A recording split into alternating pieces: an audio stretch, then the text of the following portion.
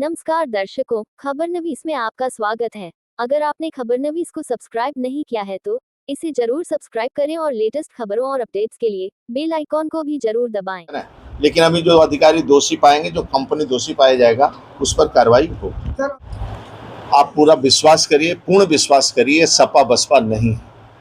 जो दोषी आदरणीय योगी जी के शासन में जो भी दोषी पाया जाता है, न उसको कोई बचा सकता है, न कोई उसको किसी प्रकार का उसके साथ सहयोग हो सकता है।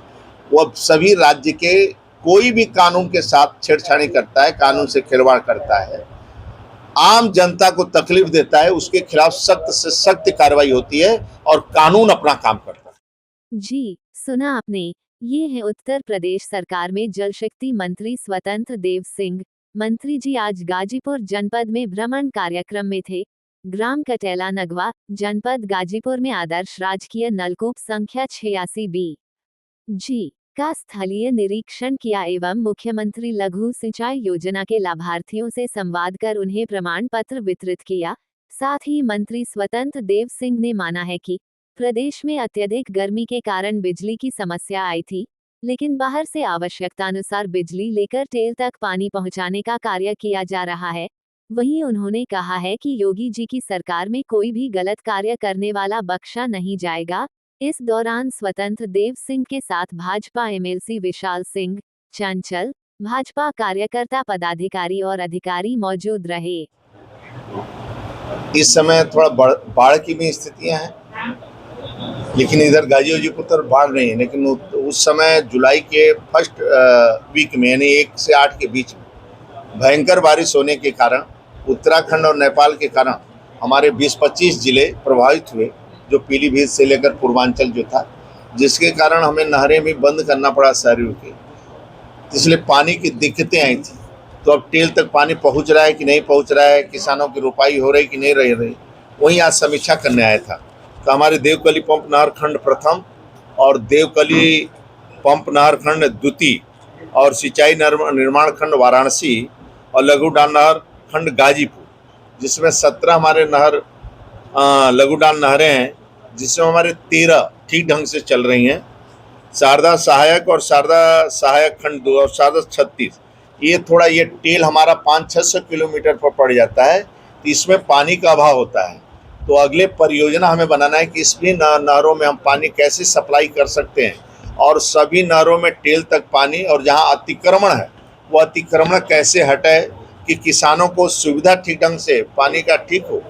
दूसरा हमारी योजना है बाढ़ की, जो कटान होती है, बाढ़ की समस्या। तो हमारे जितने प्रोजेक्ट यहाँ चल रहे थे गाजीपुर में, वो लगभग कंप्लीट हैं, जिसके कारण जहाँ जहाँ मेरे प्रोजेक्ट बने वहाँ कटान की कोई खतरा नहीं है। लेकिन फिर भी अभी गंगा जी में अक्टूबर में अभी तो नहीं है पानी नीचे, लेकिन अक्टूबर नवंबर के आसपास से हमेशा अक्टूबर में बाढ़ आता है। उसकी तैयारी के लिए ऐसे कोई गाँव जो कटान पर हैं, उन गाँव को भी सुरक्षित हम कैसे रख सकते हैं, उसकी पूरी तैयारी करनी चाहिए।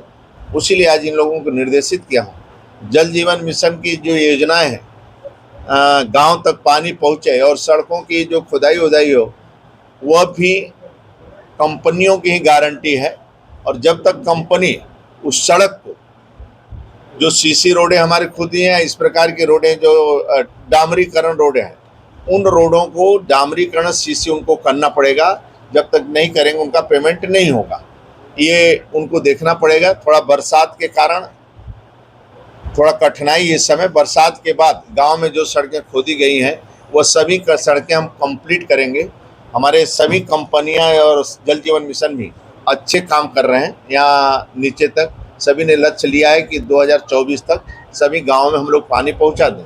कुछ गाँव आर्सेनिक हैं जहाँ पर पानी की बोरिंग होने के बाद भी पानी नहीं मिला है।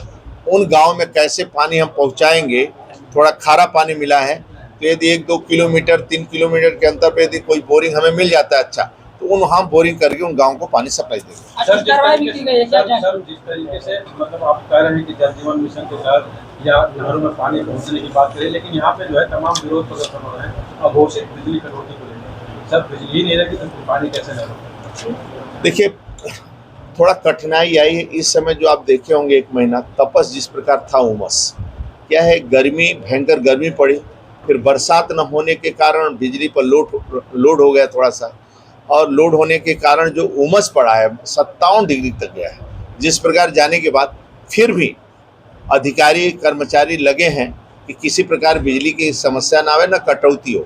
यदि एक्स्ट्रा कुछ मंगाना है बिजली दूसरे राज्यों से तो लेकर गाजीपुर को सप्लाई करें, कोई कटौती ना हो। इसलिए ऐसा कुछ लगता है तो हम भी बात कर लेंगे अधिकारी से और माननीय मंत्री जी से, लेकिन कोई कटौती गाजीपुर में नहीं होनी चाहिए। मंत्रिमंडल के दौरान कुछ कार्रवाई हुई है क्या? थोड़ा चेक किया हूँ, अभी देखता हूँ कमियां उमियां क्या है।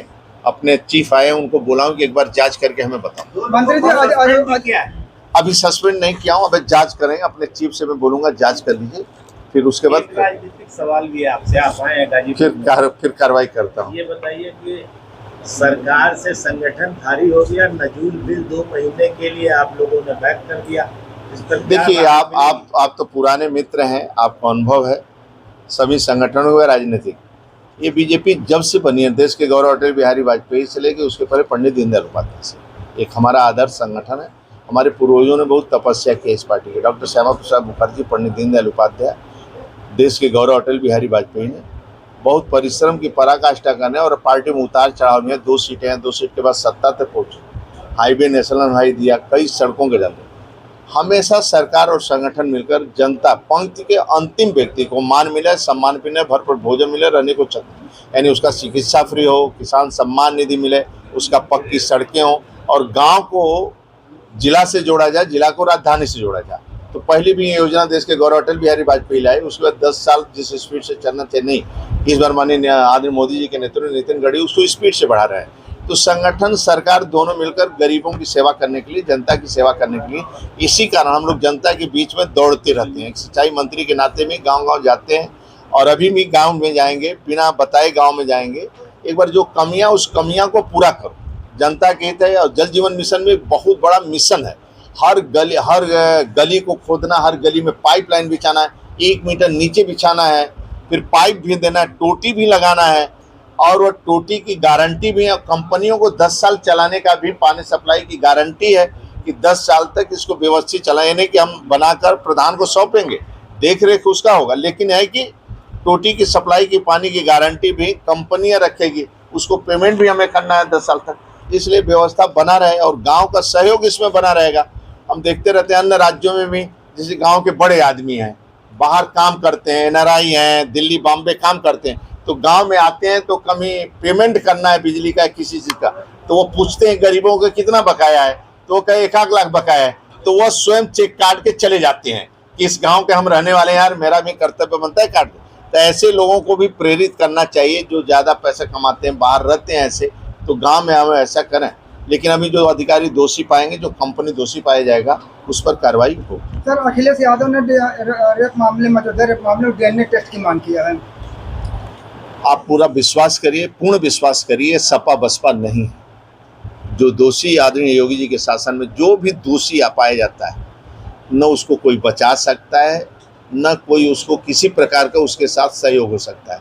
वो सभी राज्य के कोई भी कानून के साथ छेड़छाड़ी करता है, कानून से खिलवाड़ करता है, आम जनता को तकलीफ देता है, उसके खिलाफ सख्त से सख्त कार्रवाई होती है और कानून अपना काम करता है। सर, मोदी जी के राज में तीसरे टर्म में आप लोग राहुल गांधी की जाति पूछ दे रहे हैं, मामला बड़ा हंगामेदार है, क्या कहें? देखिए, आप ही पूछ रहे हैं, मतलब वो स्वयं पूछते हैं सब जाति आते, तो जाति जनगणना में तो जाति बतानी बताऊं तो उनको पहले यदि पूछा गया है, यदि सदन के अंदर कोई पूछा, बताने में क्या जाता है, होनी चाहिए। उनसे क्या जाति पूछा गया, उनसे उनको बताना चाहिए। अगर आपने खबरनवीस को सब्सक्राइब नहीं किया है तो इसे जरूर सब्सक्राइब करें और लेटेस्ट खबरों और अपडेट्स के लिए बेल आइकॉन को भी जरूर दबाएं।